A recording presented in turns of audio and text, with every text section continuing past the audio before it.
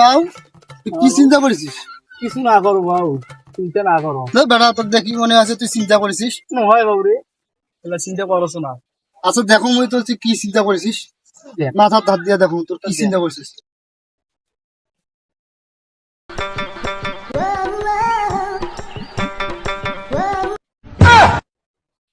বেড়া তো এলে চিন্তা ছাড়িল না দেখেছিস? দেখো আরেকবার।